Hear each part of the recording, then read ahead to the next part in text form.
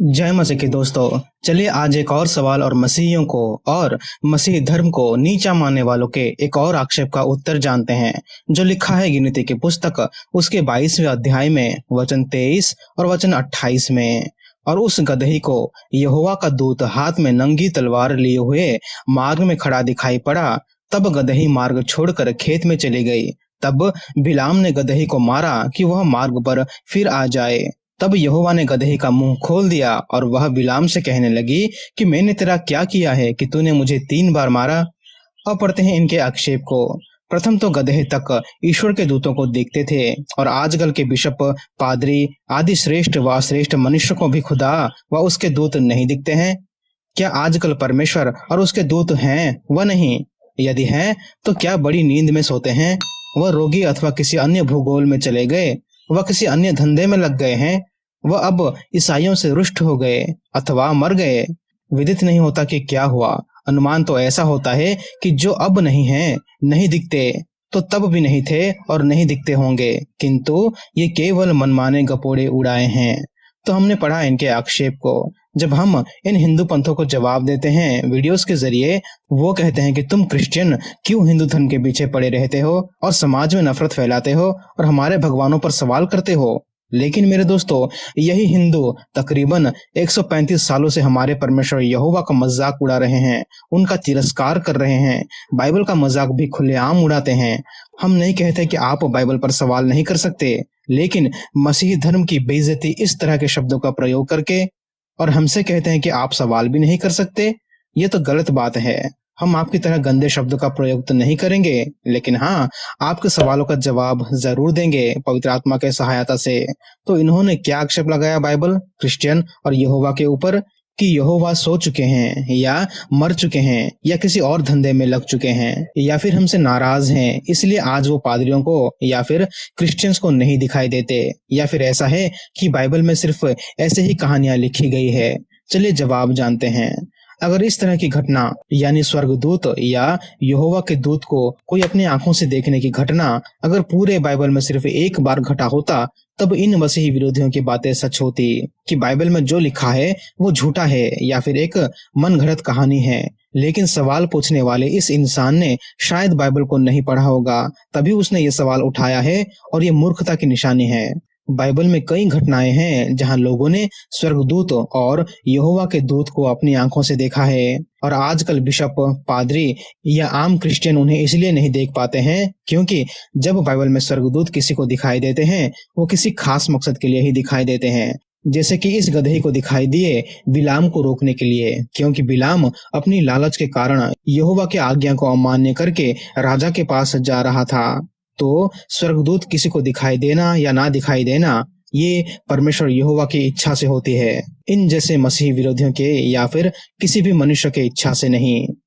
अब चलिए इसी अध्याय को पूरा पढ़ के जानते हैं कि क्या मैंने जो कहा वो सच है या हवा में ही बात की। वचन 27 से 31 तक पढ़ते हैं। वहां यहोवा के दूत को देखकर गदही बिलाम को लिए दिए बैठ गई। फिर तो बिलाम का कोप भड़क उठा और उसने गदही को लाठी से मारा। तब यहोवा ने गदही का मुंह खोल दिया और वह बिलाम से कहने लगी कि मैंने तेरा क्या किया है कि तूने मुझे 3 बार मारा। बिलाम ने गदही से कहा, यह कि तूने मुझसे नटखटी की, यदि मेरे हाथ में तलवार होती तो मैं तुझे अभी मार डालता। गदही ने बिलाम से कहा, क्या मैं तेरी वही गदही नहीं जिस पर तू जन्म से आज तक चढ़ता आया है? क्या मैं तुझसे कभी ऐसा करती थी? वह बोला, नहीं। तब यहोवा ने बिलाम की आंखें खोली और उसको यहोवा का दूत हाथ में नंगी तलवार लिए हुए मार्ग में खड़ा दिखाई पड़ा। तब वह झुक गया और मुंह के बल गिर के दंडवत की। मसीही विरोधी कहते हैं कि गदही ने दूत को देखा, लेकिन क्रिश्चियंस नहीं देख पाते। और जैसा मैंने कहा था, वचन 31 साफ तरीके से कहता है कि परमेश्वर यहोवा ने बिलाम की आंखें खोली, तभी वो दूत को देख सका। अगर कोई भी दूत को ऐसे ही देख पाता या सुन पाता, तब तो यहोवा के नबी उन्हें आसानी से देख सकते थे, और बिलाम तो यहोवा के नबी ही थे। लेकिन जब यहोवा ने बिलाम की आंखें खोली, तब वो भी उस सामने खड़ी दूत को देख पाया।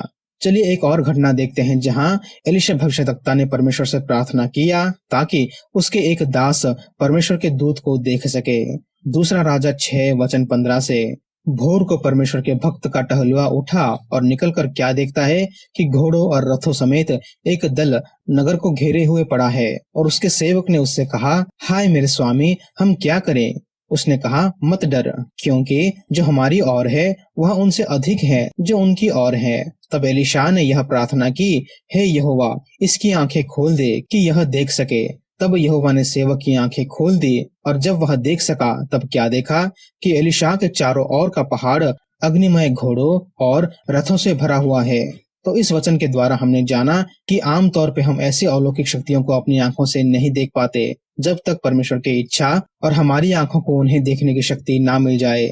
अब मैं जो वचन पढ़ने वाला हूँ, मैं सभी हिंदू, मुसलमान, मसीही और हाँ, हिंदू पंथों के लोगों से भी निवेदन करता हूँ, ध्यान से सुनिए। इस सवाल के जवाब के लिए बहुत ही महत्वपूर्ण है। लूका 24 वचन 13 से, देखो, उसी दिन उनमें से 2 जन इमाउस नाम एक गांव को जा रहे थे जो यरूशलेम से कोई 7 मील की दूरी पर था। और वे इन सब बातों पर जो हुई थी आपस में बातचीत करते जा रहे थे। और जब वे आपस में बातचीत और पूछताछ कर रहे थे तो यीशु आसपास आकर उनके साथ हो लिया, परंतु उनकी आंखें ऐसी बंद कर दी गई थी कि उसे पहचान न सके। उसने उनसे पूछा, ये क्या बातें हैं जो तुम चलते चलते आपस में करते हो? वे उदास से खड़े रह गए। यह सुनकर उनमें से क्लियोपास नाम के एक व्यक्ति ने कहा, क्या तू यरूशलेम में अकेला परदेसी है जो नहीं जानता कि इन दिनों में उसमें क्या क्या हुआ है? उसने उनसे पूछा, कौन सी बातें? उन्होंने उससे कहा, यीशु नासरी के विषय में जो परमेश्वर और सब लोगों के निकट काम और वचन में सामर्थ्य भविष्यद्वक्ता था, और महायाजकों और हमारे सरदारों ने उसे पकड़वा दिया कि उस पर मृत्यु की आज्ञा दी जाए और उसे क्रूस पर चढ़वाया। परंतु हमें आशा थी कि यही इजराइल का छुटकारा देगा। और इन सब बातों के सिवाय इस घटना को हुए 3रा दिन है। और हम में से कई स्त्रियों ने भी हमें आश्चर्य में डाल दिया है, जो भोर को कब्र पर गई थी, और जब उसकी लोथ न पाई तो यह कहती हुई आई कि हमने स्वर्गदूतों का दर्शन पाया जिन्होंने कहा कि वह जीवित है।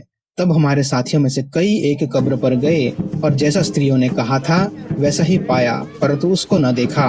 तब उसने उनसे कहा, हे निर्बुद्धियों और भविष्यद्वक्ताओं की सब बातों पर विश्वास करने में मंदमतियों, क्या अवश्य न था कि मसीही ये दुख उठाकर अपनी महिमा में प्रवेश करे? तब उसने मूसा से और सब भविष्यवक्ताओं से आरंभ करके सारे पवित्र शास्त्र में से अपने विषय में की बातों का अर्थ उन्हें समझा दिया। इतने में वे उस गांव के पास पहुंचे जहां वे जा रहे थे, और उसके ढंग से ऐसा जान पड़ा कि वह आगे बढ़ना चाहता है, परंतु उन्होंने यह कहकर उसे रोका कि हमारे साथ रहे, क्योंकि संध्या हो चली है और दिन अब बहुत ढल गया है। तब वह उनके साथ रहने के लिए भीतर गया। जब वह उनके साथ भोजन करने बैठा तो उसने रोटी लेकर धन्यवाद किया और उसे तोड़कर उनको देने लगा। अब इस वचन को ध्यान से पढ़िए। तब उनकी आंखें खुल गई और उन्होंने उसे पहचान लिया, और वह उनकी आंखों से छिप गया। तो हमने क्या जाना इस छोटे घटना को पढ़ के कि कुछ लोग जो यीशु को मानते थे वो यरूशलेम से एक गांव की ओर जा रहे थे। रास्ते में उन्हें यीशु मिले और ये सब यीशु की मृत्यु की घटना की बातें ही कर रहे थे, लेकिन फिर भी वो लोग यीशु को नहीं पहचान पाए क्योंकि उन्हें वो शक्ति नहीं मिली थी। लेकिन जब परमेश्वर की इच्छा हुई, वचन 31 में हमने जाना कि परमेश्वर ने उनकी आंखें खोली, और तब वो जान पाए कि उनके साथ जो व्यक्ति उस गांव में आया वो कोई और नहीं, यीशु मसीह ही थे। और ये घटना उनके मृत्यु से पुनरुत्थान के बाद की घटना है। यहाँ पर एक ऐतिहासिक पुस्तक यानी बाइबल कहता है कि यीशु हमारे पास है, लेकिन हम उन्हें नहीं पहचान पाते। ये जवाब है उस सवाल का जहाँ मसीही विरोधी पूछते हैं कि अगर आपके यीशु जिंदा है तो अभी कहाँ है? बाइबल जवाब देता है, हमारे पास।